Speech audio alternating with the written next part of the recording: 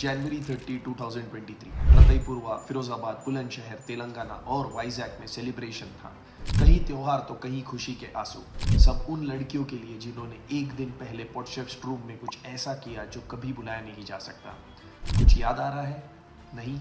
Anyway, 1983 Lord's, 2007 Johannesburg, 2011 Mumbai. मैं sure हूँ कि ये सारे दिन आपको जरूर याद होंगे। इन दिनों जो इतिहास लिखा गया था, कुछ उसी तरह का इतिहास जैन 29, 2023 को विमेन इन ब्लू ने लिखा। आइए इस क्रिकेट के ग्लोरियस चैप्टर को फिर से अनवाइंड करते। The more you sweat in peace, the less you bleed in war. आप सोच रहे होंगे कि इसका क्रिकेट से क्या लेना देना। चलिए समझाता हूँ। 29 जनवरी से 14 महीने पहले इंडिया के हर पार्ट्स में कैंप्स हुए। इन कैंप से फाइनल स्क्वाड बनना आसान नहीं था, तो शॉर्टलिस्टेड प्लेयर्स को अलग अलग ग्रुप्स में शफल करके कंट्री के डिफरेंट पार्ट्स में भेजा गया। ये सब था ताकि एनसीए अपने टॉप प्लेयर्स को सिलेक्ट कर सके जो बेंगलुरु कैंप ज्वाइन करेंगे। ये कैंप्स ने प्लेयर्स को एक हेड स्टार्ट जरूर दिया, पर ऑस्ट्रेलिया, इंग्लैंड, न्यूजीलैंड जैसे स्क्वाड्स को हराने के लिए इंडिया को कुछ एक्स्ट्रा करने की जरूरत थी। ये कहानी बेंगलुरु से गोवा तक पहुंची। यहाँ तितस, अर्चना देवी और पार्श्वी जैसे स्टार्स मिले। मैं बात कर रहा हूँ विमेन्स अंडर 19 चैलेंजर ट्रॉफी की, जिसमें इंडिया सी ने बाजी मारी। टीम अभी पूरी तरह रेडी नहीं थी, पर कुछ इंटरनेशनल साइड्स को कंफर्टेबली फेस कर सकती थी। चैलेंजर ट्रॉफी से हमें मिली इंडिया की 2 बेस्ट अंडर 19 टीम्स, और यहाँ से कारवां बढ़ा वाइजैक, जहाँ श्रीलंका और वेस्ट इंडीज के साथ क्वाड्रेंगुलर सीरीज खेला गया। Guess what? India A and India B table top करके फाइनल में लड़े। कहानी अभी खत्म नहीं हुई। न्यूजीलैंड डेवलपमेंट स्क्वाड के साथ 5 T20 मैचेस हुए मुंबई में, और result India white wash New Zealand. शायद यही वो मोमेंट था जब इंडिया ने कहा हम तैयार हैं। पर साउथ अफ्रीका की फ्लाइट पकड़ने से पहले हम वापस चलते हैं रतईपुरवा इन उन्नाव। अर्चना देवी इसी गांव में पली बड़ी थी, जिसने अपने भाई और पिताजी को खो दिया था, और जिसकी माँ को लोग डायन बुलाने लगे थे। लड़की को बेच दिया, लड़की को गलत धंधे में डाल दिया है, ये तक बोल दिया था लोगों ने।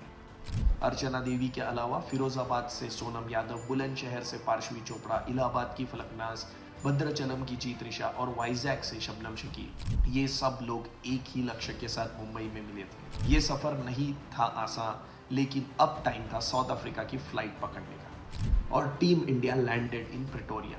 ये आखिरी मौका था बड़े टूर्नामेंट के लिए रेडी होने का, और results no different. India's dominant series win against the home side. लेकिन यहाँ 2 और स्टार्स ने स्क्वाड को ज्वाइन किया, शफाली वर्मा और ऋचा घोष। दोनों के पास इंटरनेशनल क्रिकेट का एक्सपीरियंस था, कैप्टन कौर के अंडर जो खेल के आई थी, और ये टीम पूरी तरह शेप ले चुकी थी। जनवरी 14, 2023 जिस मेगा इवेंट के लिए प्लेयर्स, सपोर्ट स्टाफ और टीम मैनेजमेंट कुछ महीनों से काम कर रहे थे, वो मोमेंट शायद यही था। इंडिया के ग्रुप में सबसे टफ कंपटीटर थी साउथ अफ्रीका। उनके बैकयार्ड में खेलते हुए पहला मैच था उन्हीं के अगेंस्ट, जहां कैप्टन शफाली वर्मा ने डिसाइड किया आई लीड फ्रॉम द फ्रंट। फिर दिखी शफाली की एलिगेंट और पावरफुल हिटिंग, और एक जबरदस्त नॉक खेला वाइस कैप्टन श्वेता सहरावत ने। टॉप क्लास बैटिंग, और इंडिया को तो ये मैच जीतना ही था। ग्रुप स्टेज के सारे मैचेस इंडिया ने जीते, और अब थी सुपर 6 की बारी। सामने थी ऑस्ट्रेलिया, और जिसका डर था वो ही हुआ। India collapsed. श्वेता, शफाली, ऋचा, तितास, मन्नत, ऐसा लगा जैसे ये सितारे ग्राउंड पे आए ही नहीं थे। इस हार से जल्दी बाहर आना इंडिया के लिए क्रूशल था, लेकिन यंग स्टार्स हार मानने वालों में से नहीं थे, और इंडिया सेमीफाइनल की दहलीज पे थी न्यूजीलैंड के सामने।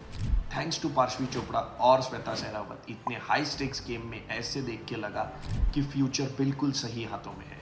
लास्ट पड़ाव अभी बाकी था, लेकिन शुरुआत में जैसे कहा, the more you sweat in peace, the less you bleed in war.